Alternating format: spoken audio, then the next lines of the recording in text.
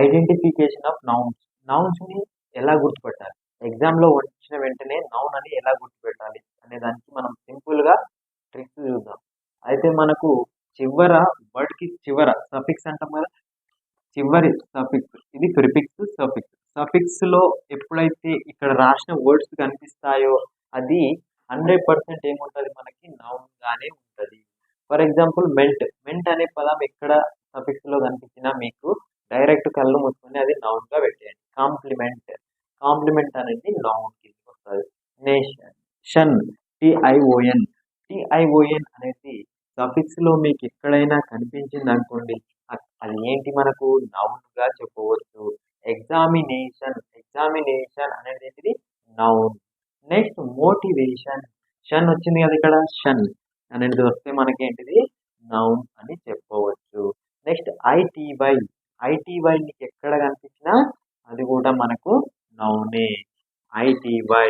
Creativity అనేది ఏంటిది మనకు నౌన్. నేషనాలిటీ. ఐటీవై వచ్చింది కాబట్టి ఇది కూడా నౌన్ అన్నమాట. Next Nes. ఎన్ఈఎస్ఎస్. నెస్ ఎక్కడైనా కనిపించింది అనుకో, హ్యాపీనెస్. నెస్. నెస్ ఎక్కడ కనిపించినా అది కూడా మనకు నౌన్ గానే గుర్తించాలి. Next hood. హుడ్ అనేది కూడా మనకి ఎక్కడ కనిపించినా అది నౌన్ గానే గుర్తించాలి. చైల్డ్హుడ్, మదర్హుడ్ ఇట్లా. ఓకేనా? ఇలా మనకు ఇంకా ఉన్నాయి, వాటి గురించి కూడా నేర్చుకుందాం. నెక్స్ట్ వచ్చేసి 6th వన్ ఐఎస్టి. ఐఎస్టి చివర ఎక్కడ కనిపించినా అది మనకు నౌన్. Socialist, communist. ఐఎస్టి వస్తే అది కూడా మనకు నౌన్. Next T H. చివర టిహెచ్ ఎక్కడ కనిపించినా అది కూడా మనకి ఏమవుతుంది నౌన్ అవుతుంది. స్ట్రెంగ్త్, లెంత్, నెక్స్ట్ ఇలా ట్రూత్, ఇలాంటివి అన్ని కూడా మనకి ఏమవుతాయి నౌన్ గా చెప్పవచ్చు. Next RY. చివర ఆర్వై వస్తే కూడా మనకు నౌన్.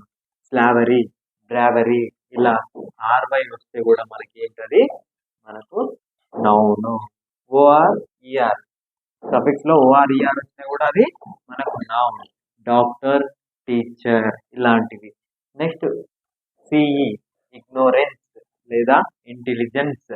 ఇలా ఈ వర్డ్స్ వచ్చినప్పుడు, సిఈ వచ్చినప్పుడు కూడా మనకు అది నౌన్ గా చెప్పవచ్చు. This is the identification of noun. ఇంకా చాలా ఉంటాయి, మనం ఇవి నేర్చుకుంటే మనకు ఎగ్జామ్లో ఉపయోగపడతాయి.